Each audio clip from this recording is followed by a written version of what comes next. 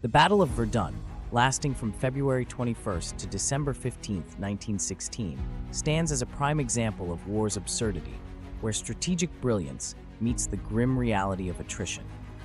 This titanic struggle on the Western Front was less about seizing land and more about bleeding the enemy dry, in a delightful twist of military logic. German General Erich von Falkenhayn, with the optimism of a man who clearly hadn't seen enough war, believed that the key to victory was to simply bleed the French army to death. Choosing Verdun for its symbolic value and strategic position along the Meuse River, Falkenhayn planned a series of limited advances to draw French forces into the loving embrace of German artillery, which he thought would lead to a swift French defeat. The Germans began the battle on February 21st with a bombardment so intense it was probably heard in the next time zone, followed by an infantry advance. By capturing Fort Douaumont, they hoped to deliver a crushing blow to French morale and perhaps even invite a quick surrender. But as history loves irony, the initial success led Crown Prince Wilhelm, commanding the German Fifth Army, to deviate from Falkenhayn's plan, opting instead for a more aggressive offensive. Enter General Philippe Pétain, the French master of defense. He took command and promptly decided that the best way to survive an artillery storm was not to stand directly in it.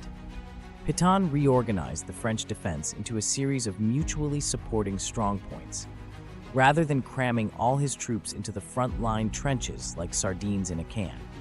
He also established the Voie Sacrée, the Sacred Way, a lifeline of trucks that kept French forces at Verdun supplied and reinforced despite constant German shelling. As the battle wore on, both sides sunk into a grueling routine of attack and counterattack, with key positions changing hands repeatedly. The Germans captured Fort Vaux in June, but this marked their last significant success.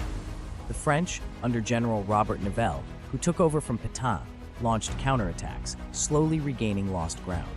By this time, the Germans, fixated on capturing Verdun, had strayed far from Falkenhayn's original strategy. The turning point came with the Allied offensive at the Somme. This forced the Germans to divert resources from Verdun, allowing Nivelle to launch a series of successful counterattacks. By December, the brutal winter weather and the attritional toll of the Somme fighting led to the end of the battle. The result? Catastrophic casualties on both sides, with the French suffering around 377,000 casualties and the Germans about 330,000.